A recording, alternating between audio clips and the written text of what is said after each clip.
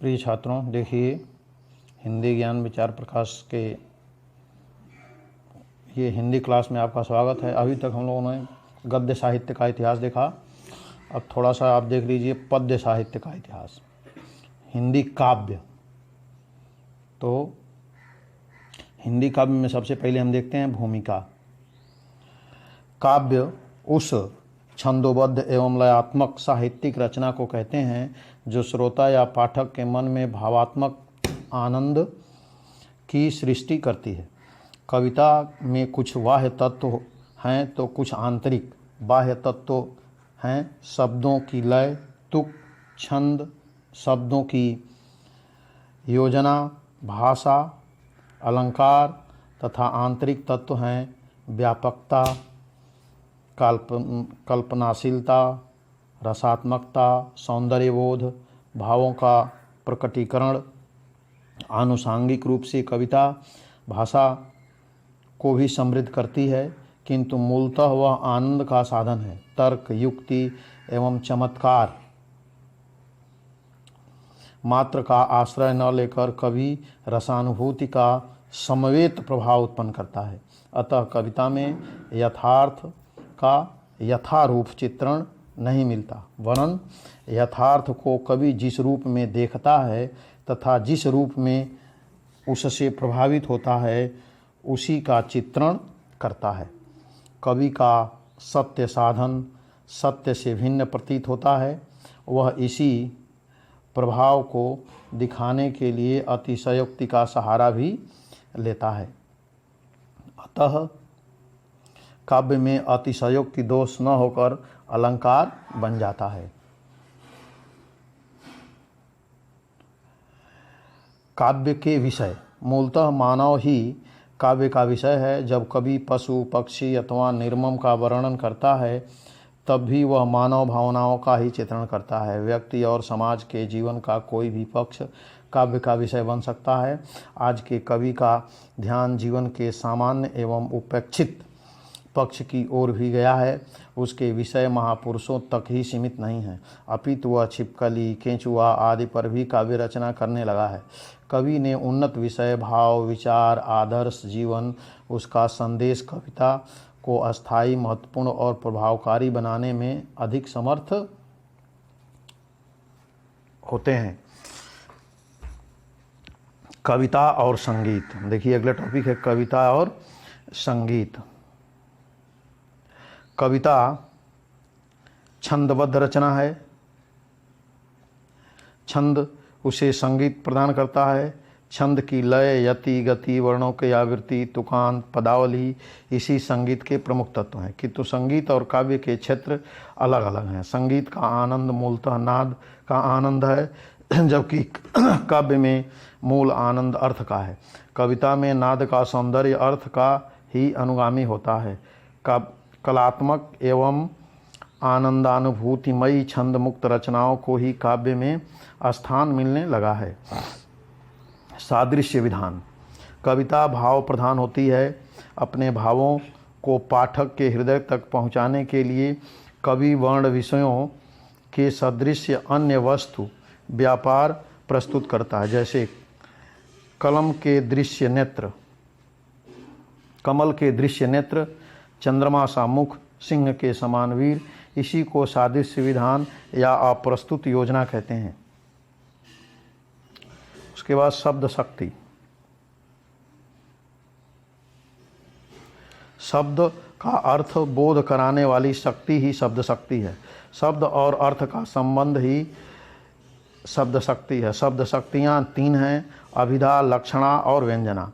अभिधा से मुखार्थ का बोध होता है, मुख्य अर्थ का बोध होता है, और मुख्यार्थ में बाधा होने पर लक्षणा का आश्रय लेना पड़ता है। अंत में व्यंजना में अर्थ मिलता है। कवि को अभिप्रेत अर्थ मुख्यार्थ तक ही सीमित नहीं रहता। काव्यानंद लेने हेतु शब्दों के लक्षणार्थ एवं व्यंग्यार्थ तक पहुँचना आवश्यक होता है। कवि फूलों को हंसाता हुआ और मुख को मुरझाया हुआ कहना पसंद करते हैं, जबकि सामान्य हंसना मनुष्य के लिए ही प्रयुक्त होता है। पर मुरझाना फूल के लिए, परंतु मुख्यार्थ जाने बिना हम लक्ष्यार्थ तथा व्यंग्यार्थ तक नहीं पहुंच सकते।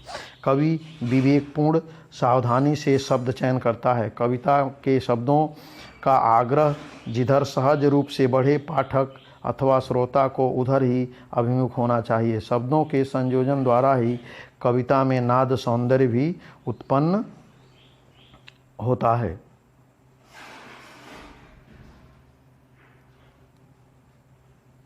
काव्य के सौंदर्य तत्व। कविता के सौंदर्य तत्व हैं भाव सौंदर्य, विचार सौंदर्य, नाद सौंदर्य और प्रस्तुत योजना सौंदर्य। पहला देखेंगे हम भाव सौंदर्य। प्रेम, करुणा, क्रोध, हर्ष, उत्साह आदि का विभिन्न परिस्थितियों में मर्मस्पर्शी चित्रण ही भाव सौंदर्य है। भाव सौंदर्य को ही साहित्य शास्त्रियों ने रस कहा है। प्राचीन आचार्यों ने रस को काव्य की आत्मा माना है। रसो ही आत्मा काव्यस्य। श्रृंगार, वीर, हास्य, करुण, रौद्र, शांत, भयानक, अद्भुत और विभत्स 9 रस कविता में माने गए हैं। परवर्ती आचार्यों ने वात्सल्य और भक्ति को भी अलग रस माना है। सूर के वाल वर्णन में वात्सल्य का, गोपी प्रेम में श्रृंगार का, भूषण की शिवा बावनी में वीर रस का चित्रण है। भाव, विभाव, अनुभाव के योग से रस की निष्पत्ति होती है। उसके बाद विचार सौंदर्य। देखिए, विचारों की उच्चता से काव्य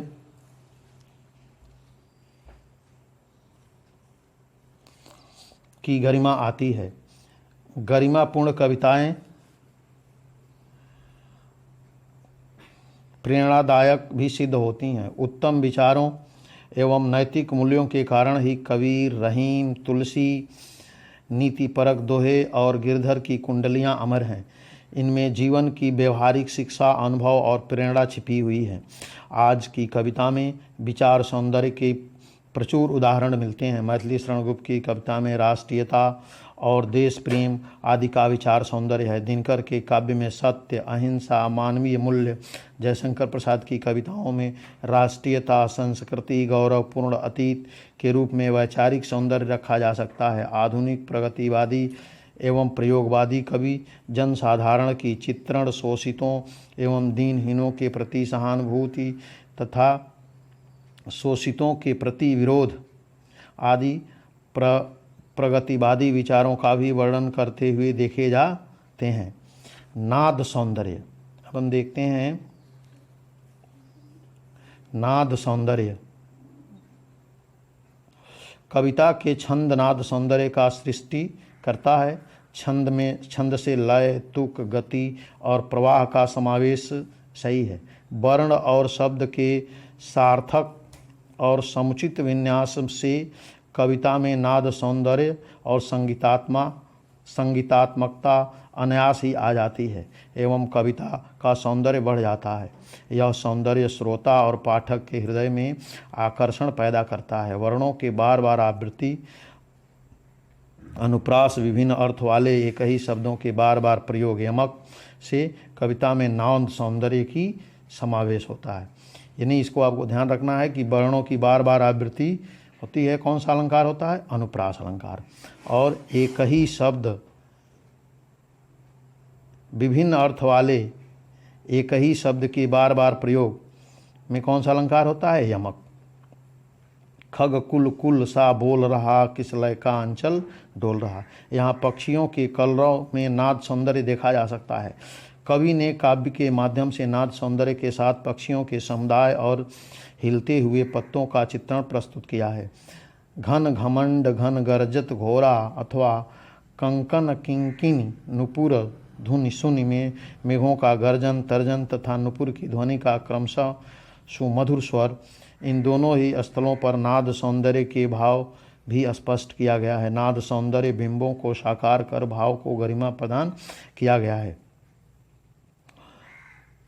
बिहारी के निम्नलिखित दोहे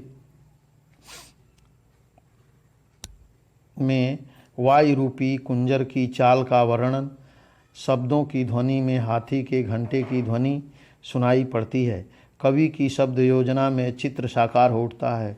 रजित भृंग घंटावली झरित दान मधुनीर मंद मंद आवत चल्यो कुंजर कुंज समीर। इसी प्रकार घनन घनन बज उठी गरज तख्त क्षण रणभेरी में मानो रणभेरी प्रत्यक्ष ही बज रही है, उठी है। आदि मध्य अथवा अंत में तुकांत शब्दों के प्रयोग से भी नाद सौंदर्य उत्पन्न होता है। जैसे ढलमल ढलमल चंचल अंचल झलमल झलमल तारा। इन पंक्तियों में नदी का कलकल निनाद मुखरित हो उठा है। पदों की आवृत्ति से भी नाद सौंदर्य में वृद्धि होती है। जैसे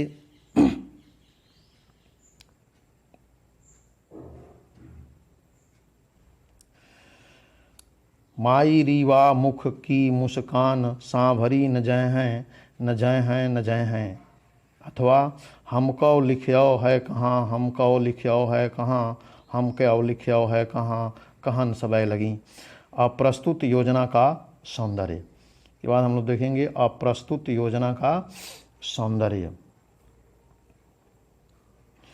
कवि विभिन्न दृश्यों रूपों तथा तथ्यों को मर्मस्पर्शी और हृदय ग्राही बनाने के लिए अप्रस्तुत का सहारा लेता है। अप्रस्तुत योजना में यह आवश्यक है कि उपमेय हेतु जिस उपमान की, प्रकृति हेतु जिस अप्रकृत की और प्रस्तुत हेतु जिस अप्रस्तुत की योजना की जाए उसमें सादृश्य अवश्य होना चाहिए।